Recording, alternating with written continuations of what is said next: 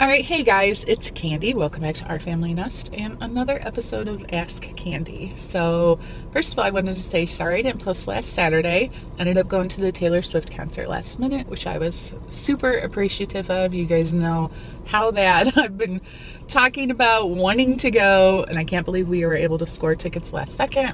So, that was the whole reason why I didn't post this last week. So, that was one thing I want to mention. Number two thing is that I talked to a friend recently. We were talking about my YouTube channel and the videos and stuff, and she was saying that how she felt my Ask Candy videos should be a little bit more, instead of me trying to like help people solve their problems or like give advice, like make it a little bit more personal. She said that she felt like I sort of did that in the beginning and then I kind of got away from that. She's like, I feel like now it's almost like this advice column where you're just saying, this is what I would do. She's like, just talk more about yourself. Share your own stories, what things were like for you if you have life experiences that pertain to their questions. I was like, you know what, you're right. Because I'm not a therapist, I'm not licensed, I don't have any right to be giving you guys any of this advice. I just like to talk about things related to parenting, life, family, relationships, like all that good stuff. So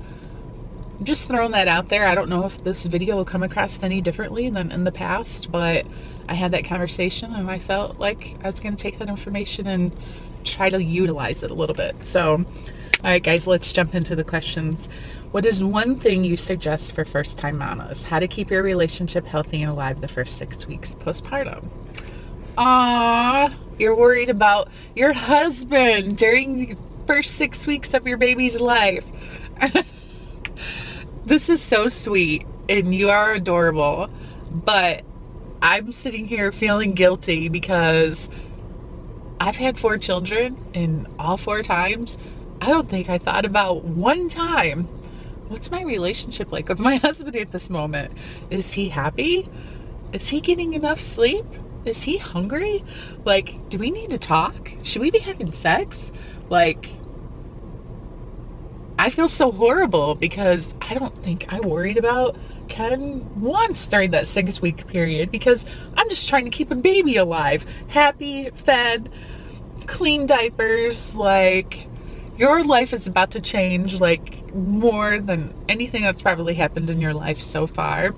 You're going to be so tired and exhausted and barely have time to feed yourself or take a shower or get dressed for the day. Forget combing your hair and putting on makeup. Like, I don't know. I don't think that you should like worry so much about keeping your relationship healthy and alive. You just birthed this man's baby. He better stinking love you at that moment in time than more than he's ever loved you your entire relationship. And I just think things will fall into place the way they are meant to. You will find you'll have cute little moments where you're maybe laying in bed and you decide to watch a movie and the baby's laying in between you and you're just staring at the baby thinking about how he looks like your husband or your partner, because babies always end up looking like their fathers more than their mothers when they're born. And you're just gonna be in awe and you're gonna be so happy. Like I said, it's like such a hard time, but one of the like best moments in life, and it goes by so quickly. You're gonna be like going through moments like, am I ever gonna sleep again?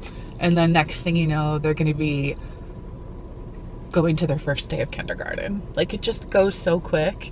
So, advice to keep your relationship alive and healthy, just take it in and enjoy it and involve your husband as much as possible.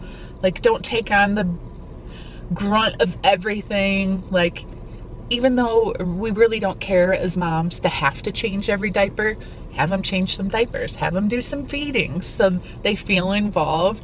I think that's the biggest thing, is like, you know, we kind of as moms just take care of things because that's what we do. And husbands might sort of feel like left out, like, oh wow, you know, I got her pregnant, now we have this child together, I've done my job, so don't need me anymore. Like, I guess just make him feel needed and appreciated. but that's also not your top priority. Your top priority is this baby. So I don't know, just go easy on yourself. Take it day by day and enjoy it, because it's the greatest time ever. To remember it feeling magical and exhausting and just the happiest time ever. So I think your relationship will be just fine.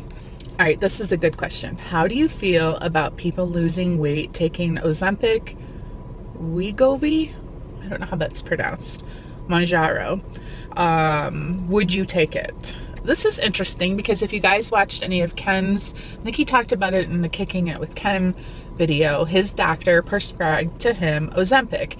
He's not able to get it because our crappy insurance doesn't want to approve it. So he would have to pay for it. I want to say it was like $1,200 a month or something like that. You have to, and he appealed it and it got denied. He actually did this whole hearing. He had to get on the phone. There was like this administrator plus some doctors. It was like super official. And he tried to sell him on the whole reason of, well, this is what my doctor wants me to take, blah, blah, blah, struggle with my weight. He's pre-diabetic. He's not officially diabetic. On top of the fact, our insurance wants you to be able to try other medications, and they name specific ones for 3 months first. And then they even want you to take Mounjaro, or I don't know if it was this one. It might have been a different one. I don't remember. Was it Trulicity? Is that a weight loss drug, or is that something else? That's coming to my head right now, but it might not be correct. Anyways, they want you to take one of them even before you can get Ozempic. So it's like, oh my God, you have to, you know, run through hoops to get Ozempic like it's gold, you know? And so do I think it's fair that someone who's not diabetic, maybe only needs to lose 25 or 30 pounds, is getting Ozempic when people who really need it can't get it? No. But that is also life. This is not the first time people who have thousands of dollars to throw away on a medication every month. I shouldn't say throw away. That sounds judgy.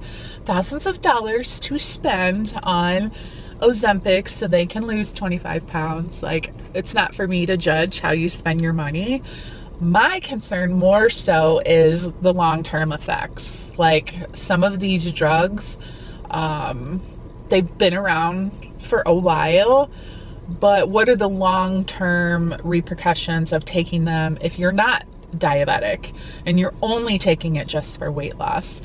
I don't see this because I haven't researched it enough, but people will say, like, people that lose weight with Ozempic, they get the Ozempic face. I guess it's like sunken in cheekbones and just a drawn look on their face, because mainly because they lose weight so quickly.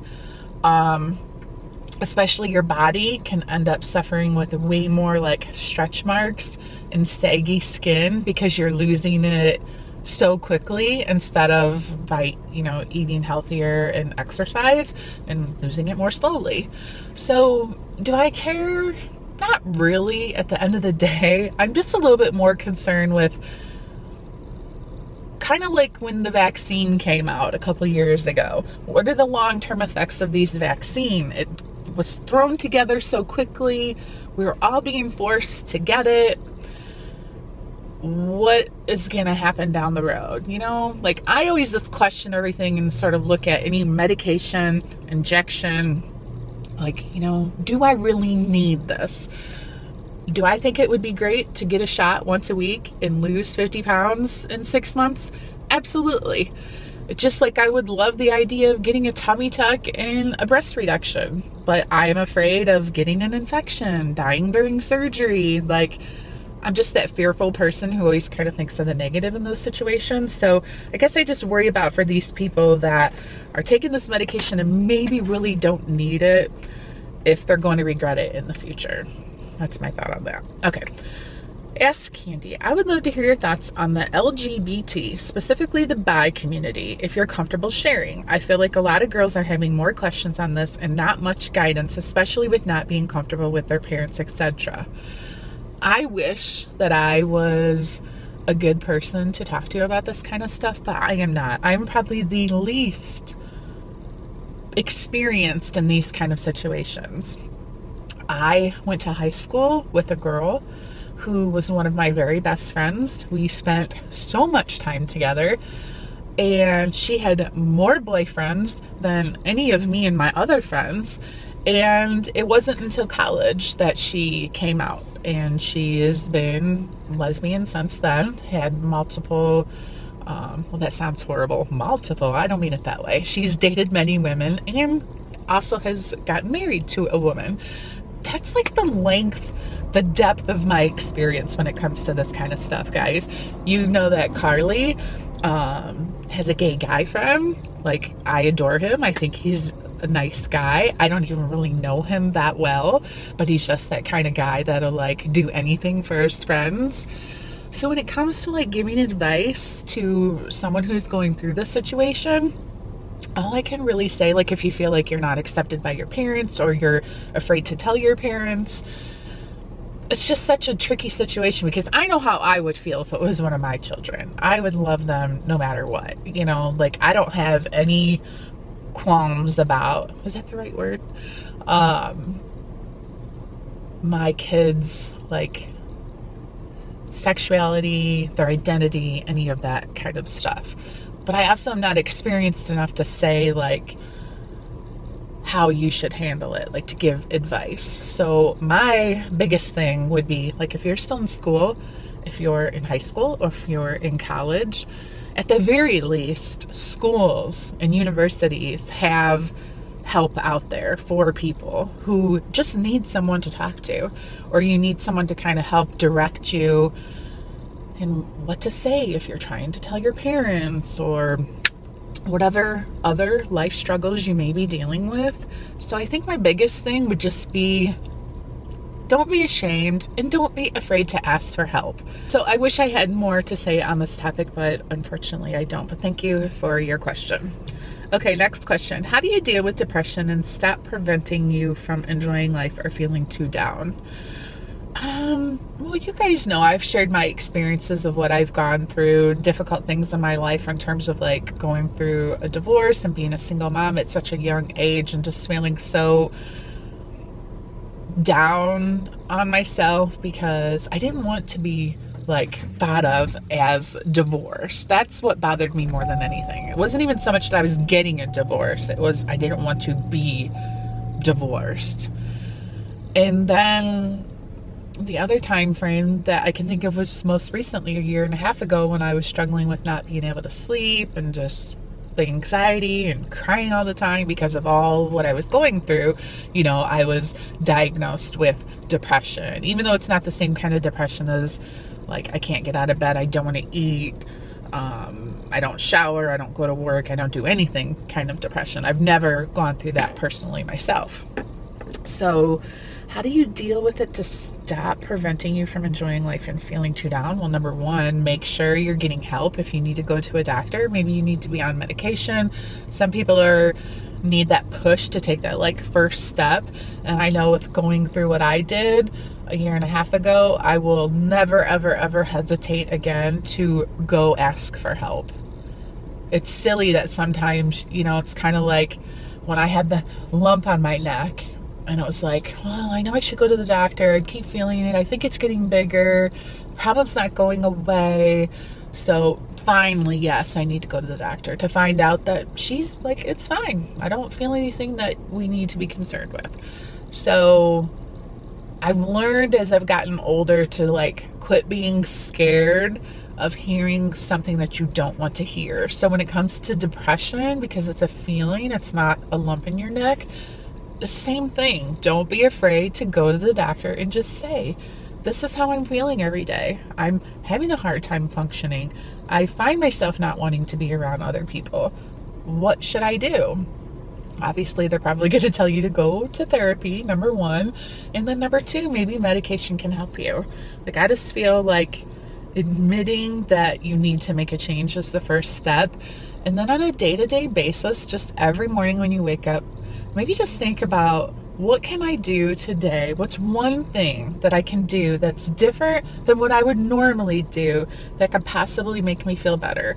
And even if it's, you know, going to lunch with a friend, or even calling and talking to someone on the phone, I have a friend who we email back and forth to each other, and I'll tell you what, a lot of the times when we email to one another, it's because we're venting and complaining about stupid stuff. But when I'm done writing that email, it feels so good.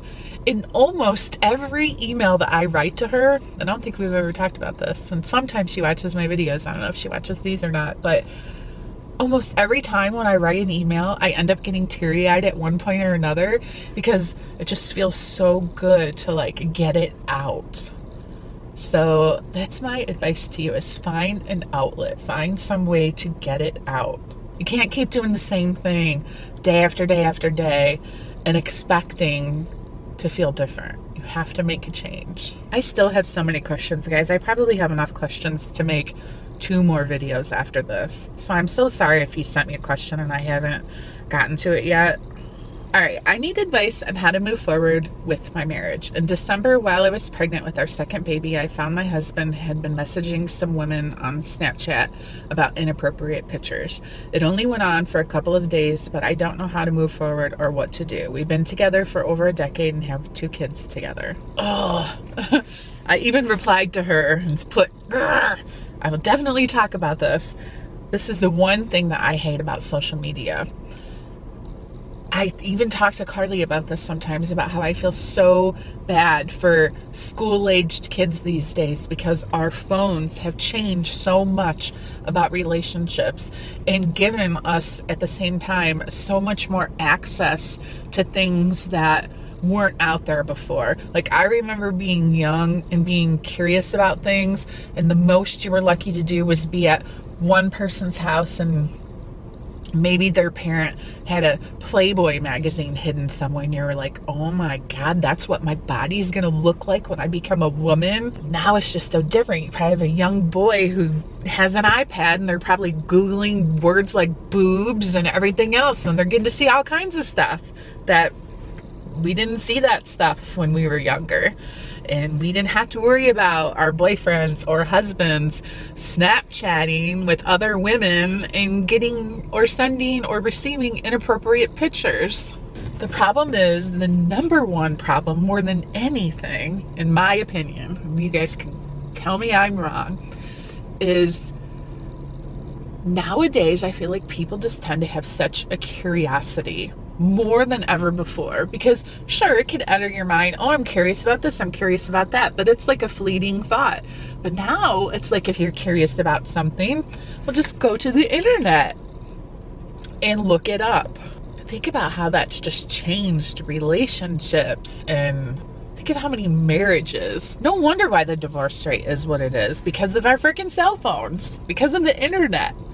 I think the hardest thing for me would be getting over the fact that if it happened once, why is it not going to happen again? And do I want to live the next however many years of my life worrying about it happening again? I think the only way I would probably be able to move forward from that situation and stay together is if we did some major work through a therapist, where I feel like we could walk in there and he could honestly share why he did what he did, if it's something lacking in our relationship, or if it was just curiosity, like kind of get to the root of the problem. It's just a tough one, because if I said any person out there that's ever looked at porn or messaged someone and received an inappropriate picture, like they deserve misery for the rest of their life. No, I don't feel that way. But if I was in that relationship, really, could I really trust that person ever again? Again, I'm repeating myself. I don't think I could do it alone. I really think that I would need a therapist to sit down with both of us, get to the nitty-gritty and figure out, am I capable of getting past this? And if I can't, am I going to be okay? So at the very least, the therapy will help you, that if the relationship does end, hopefully you'll have the tools that you need to get through all that, especially being the mother of 2 children. And then just, you'll find out if the marriage is worth saving or not. Did he just make a mistake, or does he, you know, deserve what he's gonna get? Such a tough one, and probably such a very, very common situation that so many women have to deal with. Here we have another one, almost the exact same situation. Help, I think my boyfriend is cheating on me with his sister-in-law. I saw their Snapchat messages and it didn't look too pretty, if you know what I'm saying. Is there any advice you'd be able to give me about confronting my boyfriend on this situation? Yeah, you're just gonna have to say it like it is. And it's so hard. It's so hard because it's almost like one of those situations where you almost don't want to know the answer, so you're going to avoid it at all costs, because once you bring it up, there's going to be no going back. But I just feel like you're not going to be able to move forward without saying something. So certainly you're just going to have to go to him, tell him what you saw, and see what kind of piss poor excuse he's going to give you. Because if you seen what you think you seen, or is it saw you think you saw? I'm so bad with seen and saw, don't judge me. Anyways, whatever it is, if it is what you think it is, I mean, the relationship, you can't move forward, right? I couldn't. I guess that's what I need to say. I'm trying to not tell you guys what to do. No, there's no way. And what other explanation is there for it? You know what I mean? God, these stinking things. This is like my life, my career, but sometimes, ugh, I don't get it. I don't get it. And I know it's always women writing me in about their boyfriends or their husbands, but it happens both ways too. I've seen some cheating women out there in my real life, and just, I don't know, guys. My battery is flashing, and I just put a new battery in before I left. So that means clearly I need to be done talking. I don't know if I answered enough questions. Hopefully I did. If Ken's not going to do the Kicking It with Ken videos, because I have so many questions. Yep, my battery died. I can't believe, did I really talk that long? I don't know how time gets away from me when I get to talking. But anyways, thank you guys so much for watching this video. Hope you liked it. Give it a thumbs up. I'll be back in 2 weeks. Hopefully we'll try to get through the rest of the questions for next video, so then I can have you guys send me some new ones. Thanks for watching, guys. Hope you're having a great weekend, and I'll see you guys on Monday. Bye, guys.